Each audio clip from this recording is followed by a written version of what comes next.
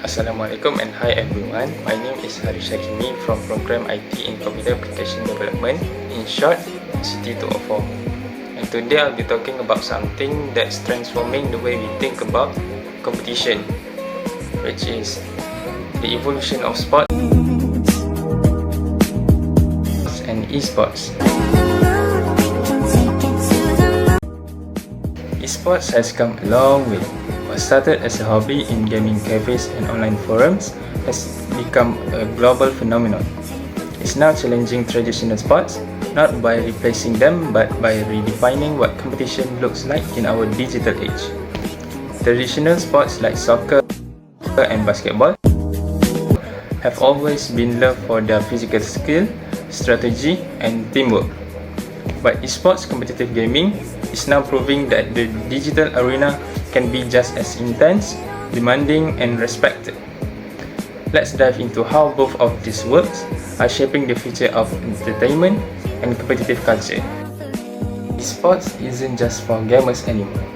It's a billion-dollar industry. In fact, by 2025, it's expected to be worth $3.25 billion, and its global audience is projected to reach 641 million people. That's almost twice as the population of the United States. And it's not just about the numbers, it's about the impact.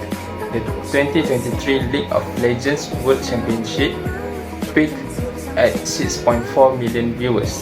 That's on par with massive events like the NBA Finals and the UEFA Champions League. Think about that. A video game tournament rivaling traditional sports in viewership. Now, let's talk about what it takes to succeed. Traditional athletes train for years to develop physical strength, endurance, and team coordination. They go through grueling workouts, practices, and mental preparation. And guess what? Esports players do too, just in a different way. Pro gamers train up to 10 hours a day, sharpening their reflexes, strategizing, and learning about their opponents. It's not just casual play, it's structured, competitive, and incredibly demanding. Just like football players have coaches and training drills, esports players also have strategy coaches, analysts, and structured practice schedules. The level of preparation is incredibly high and the mental focus required is immense. Whether you're on a football pitch or in a 5-player online match, teamwork is essential. In traditional sports, players rely on communication, timing, and chemistry. It's the same as in the esports. Teams use predefined strategies, call-outs, and constant in-game communication to make split-second decisions. Games like League of Legends and Dota 2 are all about synergy. Players develop an instinct for how their teammates to move, think, and respond, and that only comes through hours and hours of practice. Pro teams like Team Liquid even have psychologists, coaches, and team building exercises, just like a traditional sports club. The goal is the same, to become a unified force. You might be thinking, but esports players just sit and click, right? How's that even close to physical sports? The truth is, both forms of competition rely heavily on endurance and mental toughness. Traditional athletes recover with physiotherapy, fitness routines, and nutrition. Esports players focus on cognitive endurance, stress management, and balanced routines. Burnout is real in both worlds. That's why pro gaming organizations now emphasize health, wellness, and even physical training to help their players perform consistently over long periods. One of the most exciting things is how the world is embracing the esports. The International Olympic Committee has announced the first ever Olympic esports game in 2025. That's a huge step toward recognition on the same level as traditional sports. And it's not just official bodies. NBA teams, European football clubs, and major sponsors are all investing in esports teams. Why?